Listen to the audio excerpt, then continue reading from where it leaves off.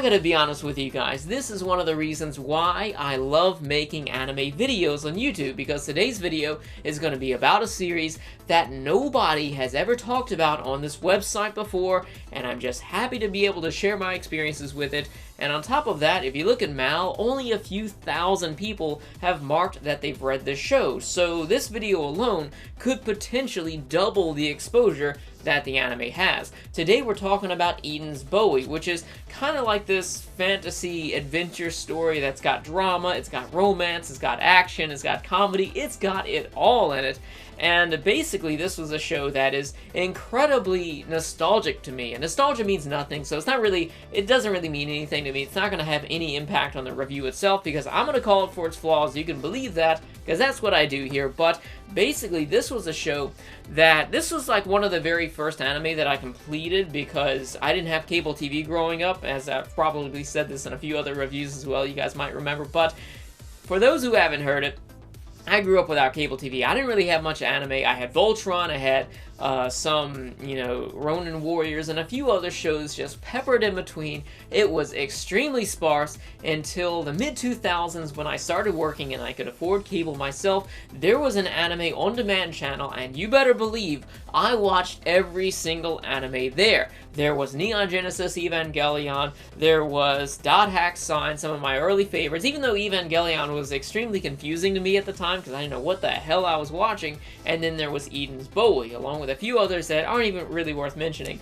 And I really liked this back then, and nowadays, after I've seen over 500 anime, I can look back on this and I think it's okay, but it's something that people don't really know about, and I think it's something that doesn't really get some of the credit that it basically deserves. Eden's Bowy is set in a fantasy world where some humans inhabit these massive floating islands in the sky. It's kind of like a class divide. The really privileged people get to live on these islands, and everybody else, all the common folk, just live on the ground still and look up and just wonder what it's like to live with these guys. So basically, the gods exist in this planet, and they're kind of angry with humans, but there's something added to create a little bit of a balance to the mix, which some humans every now and then are born with the ability to hunt gods, and they're aptly called the God Hunters. They have these giant-ass trademark anime swords, and they fight the gods. It's in their blood, and it's something which they just cannot deny no matter how hard they try. And that's exactly what our protagonist, Yorn, is. He's a god hunter. He doesn't really realize that he's one until, somewhere within the first episode. And basically, his past is a mystery. He's living on a farm. He wonders about his mom because, he lost his mom when he was very young. And that's actually a big part of the mystery within the story. The story heats up within the very first episode as Yorn is attacked by assassins sent from one of the floating islands because they sensed his power and sent assassins to take care of him. This woman with very long, strange fingernails that she uses as like blades, and Yorn has a sword which is passed down to him, so he defends himself, but it's not quite enough, which is until a very strange girl comes into the picture and enhances his sword with her blood because she's a god, just so happens to be in the neighborhood, I guess, and the sword just becomes one of these trademark massive awesome-ass anime swords like I previously mentioned, and this becomes a catalyst for Yorn's adventure to find the mysteries of his mother and also to, stop having the assassins sent after him. On his journey, Yorn is joined, say that 3 times fast, but he's basically joined by his 2 companions, which one of them is the young goddess Elisis, and then there's also the mysterious older man, which is a bit of an ambiguous character. We don't really know too much about him, but he knows practically everything about the world and basically becomes the guide for Yorn's adventure. Now, I really enjoyed the interaction between these 3 characters because the older man, not only is he someone who basically explains what we're seeing in the world, but also he's a bit of a comedic relief character as well, as Yorn and him will fight, and he's just a pretty funny guy. And I also enjoyed the interaction between Yorn and Elisis as well, as there's a little bit of a romance. It's not really anything very complicated or anything. They're kids, so it's something I felt was cute and it worked for the situation. And there's also the complication of the fact that Elisis is a goddess and Yorn is a god hunter, so it's just something to think about during watching the show. I gotta be honest with you guys, I had a couple of facepalm moments during some of the comedy scenes just because it was kind of dumb in my opinion, because we had the trio of characters. We had Yorn and the older man who were able to defend themselves in combat, which they're going to need to do because they have assassins coming after them, and then we had the young Elisis, which is kind of defenseless. So basically they give her this ability to transform as a goddess using this Sailor Moon-esque transformation into an older version of herself. And then after the battle is over with and she's still around, we have the two other characters, Yorn and the older man, who are basically talking about her to each other as if she's not even there. They have no idea that is actually Elise's, and we know it because first of all, we saw her transform, and then we also see that she has the exact same markings on her head as she had when she was younger, and they can't really realize that between the two of them, so I just couldn't help but facepalm. Oh, Elise's. Yes. Huh? You're better off forgetting about her. I will. I'll forget all about her. I actually enjoyed the adventure through this fantasy world as we got to see it through several perspectives, not only Yorn and his companions, but also other characters in the show as well, many of the side characters, so we got to see a lot. I felt they did a great job in terms of world building because we got to see basically what it's like to live on the different floating cities. We also see different countries which solely exist for the purposes of producing things for these floating cities, and also basically we see how they're even in the sky to begin with. Like, there's one time that Yorn and his companions find their way into one of these towers that are just randomly placed in the world, and inside they find that there are all of these inanimate dolls which are possessed by the negative feelings of humans which have died, and they basically harness all of that negative energy and they use that to power like certain parts of one of the floating cities. So I felt that was really interesting to just see so much of the world because it was something that's completely different,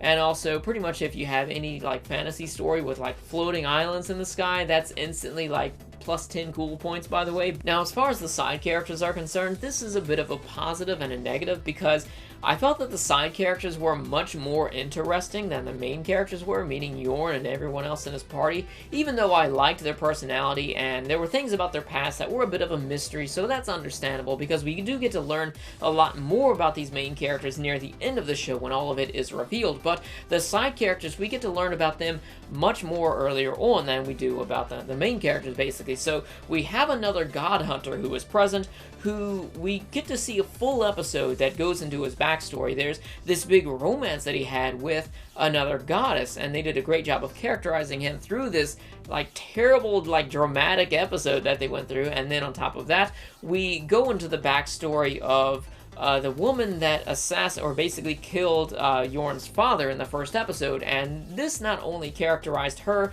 and her companions, because up until that point, they essentially seemed to be just, your basic comic book bad guys with no personality until this episode, and not only did that give them personality, but it also uncovered some of the conspiracies that were happening up on these floating islands. So I thought that did a great work. It was kind of a turning point for the show for me, where I really started to take it a little bit more serious, because this kind of brings me into one of my negative points about the show, is that sometimes there is too much comedy. There are so many comedic relief characters that I felt that they used their time poorly in certain cases, because they would go off on some of the side characters which are specifically used for comedic relief characters and just spend an entire episode following them, and I didn't really care for that sometimes. Can we please just take a moment to address this silly little mask that this guy's wearing? What in the hell were they thinking when they came up with this? Who sat down and looked at this and thought, you know what, that is a really cool looking mask? Let me just add that to the character, because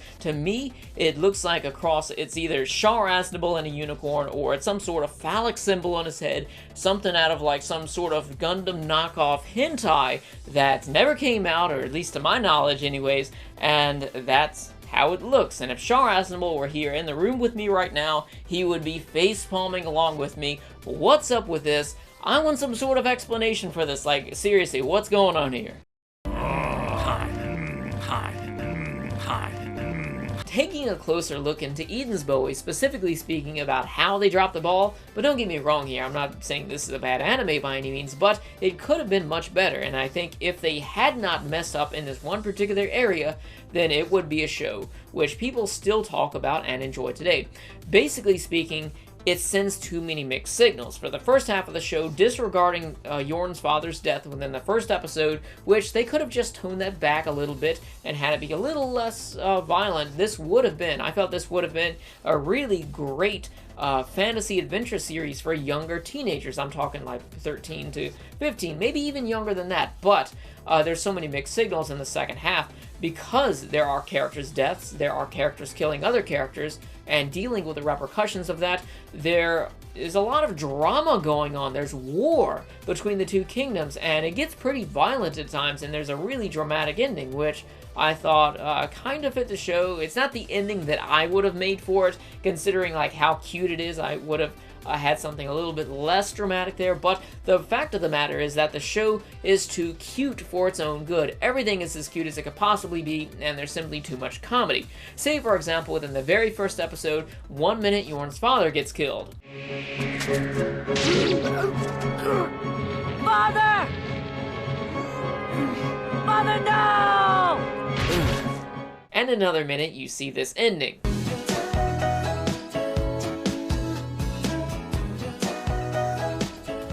Now, as far as the presentation is concerned, Eden's Bowie came out in 1999, and I appreciated the amount of detail that we got to see with all of the surrounding environments and basically everywhere in the world. I like that, but for an anime of 1999, I would have expected much better than this. As far as the audio goes, the music is mostly forgettable, with the exception for me of the first opening and that closing, because it's something that sticks with me. It's just the nostalgia factor, but I wouldn't necessarily say that they were good songs. Now, as far as the voice acting is concerned, I always watch Eden's Bowie with the dub, which is not necessarily a good thing. It was just how I saw it first, it's how I remember it, and also whenever I watch an anime which exists in the realm of just being a decent story, then, my tolerance of watching a dub, regardless of its quality, increases. And Eden's Bowie, admittedly, has a pretty bad dub from time to time, and other times it just gets horrible, like this scene that I'm about to share with you right now, which sounds like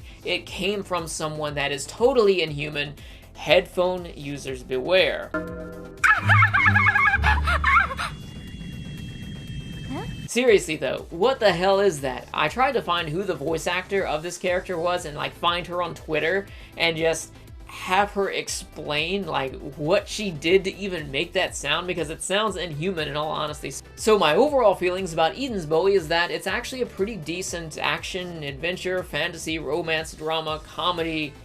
What did I miss here? It's got a little bit of everything and it's pretty decent at doing that. However, there are many other anime out there which do these same things much, much better, such as Full Metal Alchemist Brotherhood. But if you liked anything that you saw in this video, or you found yourself curious about the story, be sure to check it out, because you might find an anime that you really enjoy that you've never heard about before. And also, if you enjoyed the review, let me know your thoughts about that in the comment section below. Be sure to subscribe for future reviews. The next one that I'm going to be working on is Trigun, plus another movie, because I have to do a new movie review for next week. I'm not really sure what that's going to be, but be sure to get subscribed and stay tuned for then. Thanks for watching, and I'll see you guys next time.